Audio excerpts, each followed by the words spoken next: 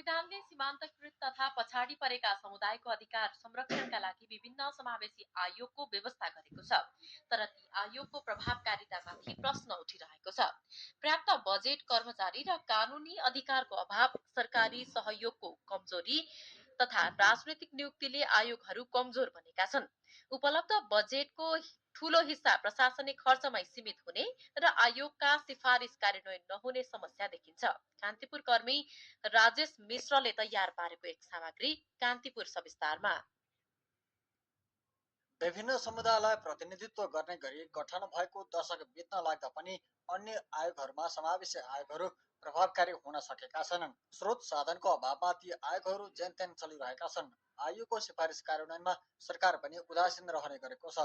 2072 को संविधानले 13वटा संवैधानिक आयोगको व्यवस्था गरेको छ। संविधानमा भाग 21 देखि 26 सम्म क्रमशः अख्तियार दुरुपयोग अनुसन्धान आयोग, महालेखा परीक्षक, लोकसेवा आयोग, निर्वाचन आयोग, राष्ट्रिय मानवाधिकार आयोग र राष्ट्रिय प्रकृति स्रोत तथा वित्त आयोग सम्बन्धी प्रावधान छन्। अन्य आयोगमा राष्ट्रिय महिला आयोग, राष्ट्रिय दलित आयोग, राष्ट्रिय समावेशी आयोग, आदिवासी जनजाति आयोग, मधेसी आयोग, थारू आयोग र मुस्लिम आयोग छन्। संविधानका धारा 252 देखि 265 सम्ममा ती आयोग सम्बन्धी प्रावधान उल्लेख छ। सम्बन्धित समुदाय तथा वर्गको हक हितमा सरोकार राख्ने तथा उनीहरूलाई राष्ट्रको मूल प्रवाहमा समाहित गराउने भूमिका खेल्ने मुख्य जिम्मेवारी अन्य आयोगहरूको छ। यी आयोगहरूले समुदायको समग्र अध्ययन गरी तत्सम्बन्धी गर्नुपर्ने नीतिगत, कानूनी र संस्थागत सुधारका विषयमा नेपाल सरकारलाई सिफारिस गर्ने भनिएको छ। समुदायको सशक्तिकरण, हकहितको संरक्षण, भाषा, लिपि, संस्कृति, इतिहास, परम्परा, साहित्य, कलाको अनुसन्धान गरी त्यसको संरक्षण र विकासका लागि सरकारलाई सिफारिस गर्ने जिम्मेवारी पनि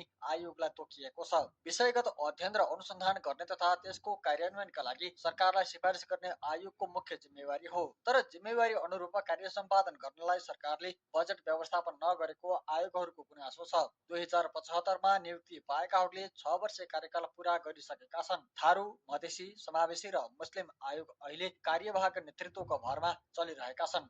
मधेसी आयोगका पूर्व अध्यक्ष विजय दत्त अन्तर्राष्ट्रिय जगत तथा सम्बन्धित समाजलाई देखाउन मात्रै आयोगको व्यवस्था गरिएको टिप्पणी गर्छन्। दत्तका अनुसार उनी 6 वर्ष अध्यक्ष रहँदा कार्यक्रमका लागि वार्षिक 5-6 लाखका दरले मात्रै मधेसी आयोगले बजेट पाएको थियो। वार्षिक प्रशासनिक खर्च भने 3 करोड हाराहारी थियो। आयोगको सिफारिस गर्ने कार्यमा मात्रै सीमित हुन पुगेको, तर त्यही सिफारिस सरकारले कार्यान्वयन नगर्दा पनि आयोगको प्रभावकारितामा प्रश्न उठेको उनको विश्लेषण छ। थारू आयोगकी सदस्य शान्ति मोदी समावेशी आयोगहरूप्रति सरकार उदासीन रहेको बताउँछिन्। उनले भनिन्, कुनै अध्ययन, अनुसन्धान वा संरक्षण कार्यका लागि चाहिने भनेको आर्थिक स्रोत हो, तर स्रोतविहीन बनाएर आयोगहरू खडा गरिएको छ। मोदीले परिणाम दिन नसकेका कारण यी आयोगहरू सरकारका लागि आर्थिक रूपले बोझिलो मात्रै हुन पुगेको बताइन्। थारू आयोगले आर्थिक वर्ष 2080-81 मा 3 करोड 87 लाख 80 हजार बजेट खर्च गरेको थियो। त्यसमा 9 लाख रुपियाँ मात्रै कार्यक्रम शीर्षकमा थियो। बाँकी बजेट आयोगको चालु शीर्षकमा खर्च भएका छन्। आदिवासी जनजाति आयोगको 6औं वार्षिक प्रतिवेदन अनुसार आर्थिक वर्ष 2081-82 मा आयोगका लागि 3 करोड 56 लाख 64 हजार रुपियाँ विनियोजन भएको थियो। त्यसमध्ये पुँजीगत तर्फ 11 लाख रुपियाँ मात्रै थियो।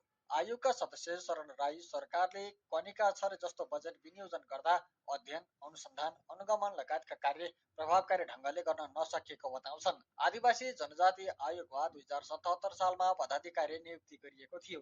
त्यसयता 5 वर्षमा आयोगले सरकारलाई विभिन्न विषयमा 95 वटा सिफारिस गरेको छ। त्यसमध्ये मुस्किलले 5-6 वटा मात्रै कार्यान्वयन भएको सदस्य राईले जानकारी दिए।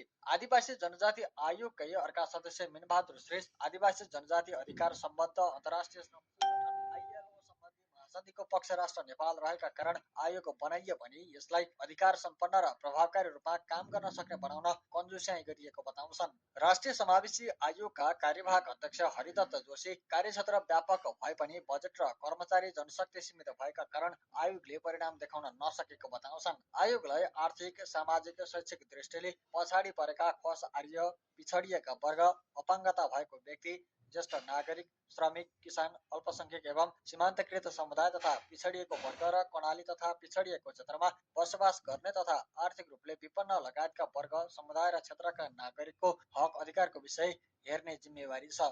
दलित र मुस्लिम आयोगको अवस्था पनि फरक छैन।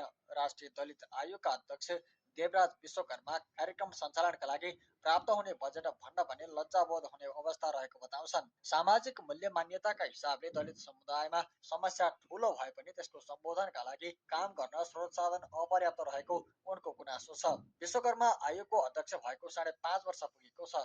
यस अवधिमा दलितका सन्दर्भमा सरकारलाई सिफारिस गरिएका विषयको कार्यान्वयन 5% पनि नरहेको उनले बताए।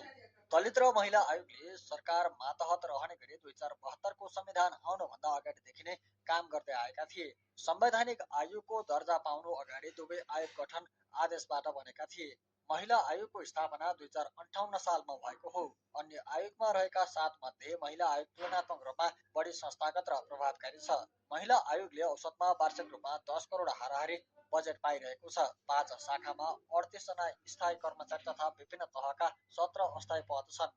सबैजसो आयोगले हरेक वार्षिक प्रतिवेदनको सुझाव तथा सिफारिस खण्डमा आवश्यक स्रोत साधन उपलब्ध गराई सिफारिस कार्यान्वयनमा गम्भीरता देखाउन लेख्दै आएका छन्। तर सरकारका तर्फबाट त्यसलाई ध्यान दिइएको छैन। मधेसी आयोगका पूर्व अध्यक्ष दत्त संविधानमा अन्य आयोगको सूचीमा रहेका 7 आयोगमा पनि विभेद गरिएको बताउँछन्। उनका अनुसार महिला, दलित र समावेशी आयोगको काम, कर्तव्य र अधिकार संविधानमै लेखिँदा आदिवासी जनजाति, मधेसी, थारू र मुस्लिम आयोगको काम, कर्तव्य र अधिकार सम्बन्धी व्यवस्था संघीय कानून बमोजिम हुने भनिएको छ। पूर्व अध्यक्ष दत्त सामुदायिक आयोगहरूको पुनरावलोकन गरिनुपर्ने बताउँछन्। संविधानको धारा 265 मा अन्य आयोगको सूचीमा रहेका आयोगहरूको पुनरावलोकन संविधान प्रारम्भ भएको मितिले 10 वर्षपछि गरिने उल्लेख छ।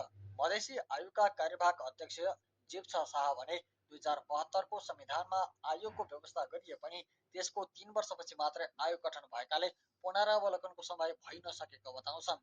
संविधानले नै आयोगहरूलाई कमजोर बनाएको जनसङ्ख्याविद एवं आदिवासी जनजाति महासङ्घका पूर्व महासचिव बालकृष्ण मापुहाङको भनाइ छ। उनका अनुसार संविधान नै सुधार गरेर आयोगलाई बलियो संवैधानिक आयोग बनाउन सके मात्र प्रभावकारी बन्ने, नभए यो केही मानिसले जागिर पाइरहने ठाउँमा सीमित रहने देखिन्छ।